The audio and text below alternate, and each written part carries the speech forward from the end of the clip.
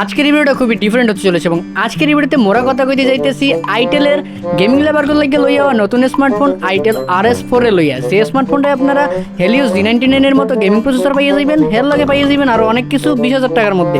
তো লন আজকের ভিডিওটা শুরু করি বিস্তারিত সবকিছু জানার লাগিয়া। সর্বপ্রথমে যদি আমরা কথা বলি স্মার্টফোনটার বিল্ড কোয়ালিটি এবং ডিজাইন নিয়ে, সেখানে আমরা দেখতে পাচ্ছি এটা কিন্তু রিয়েলমিকে কপি করেই তৈরি করা হয়েছে বলে মনে হচ্ছে এবং তার পাশাপাশি এই স্মার্টফোনটার থিকনেস রয়েছে 8.2 মিলিমিটার এবং এর ওয়েট রয়েছে 198 গ্রাম। যেহেতু এটা একটা গেমিং সেন্ট্রিক ফোন, গেমার লাভারদের জন্যই তৈরি করা হয়েছে, সেহেতু স্মার্টফোনটা একটু ভারী বলেই মনে হচ্ছে এবং ভারী হওয়াই উচিত, কারণ এতে প্রসেসরটাও ভারী রয়েছে। তো এরপরে যদি আমরা কথা বলি স্মার্টফোনটাতে আপনারা পেয়ে যাচ্ছি কিন্তু ডিসপ্লে সেকশনে 6.56 ইঞ্চির একটি IPS LCD প্যানেল, যেটার রিফ্রেশ রেট রয়েছে 120 হার্জ এবং 269 PPI ডেন্সিটির সাথে স্মার্টফোনটা রয়েছে কিন্তু HD+ একটি ডিসপ্লে, যেটা একটু বেটার হলে মনে হয় ভালো হইতো।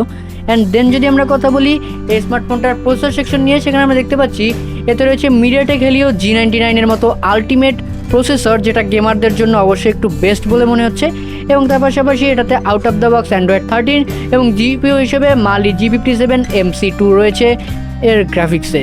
এতে কোনো রকম মেমোরি কার্ড স্লট আছে কিনা সেটা না জানা গেলেও এই স্মার্টফোনটাতে আপনারা পেয়ে যাবেন 8GB 128GB 8GB 256GB এবং 12GB 256GB র্যাম ভেরিয়েন্ট। এবং তার পাশাপাশি স্মার্টফোনটা কিন্তু আপনারা অফিসিয়ালি বাংলাদেশ মার্কেটে ঈদের আগেই পেতে চলেছেন এবং তাও 20,000 টাকার আশেপাশের বাজেট রেঞ্জে।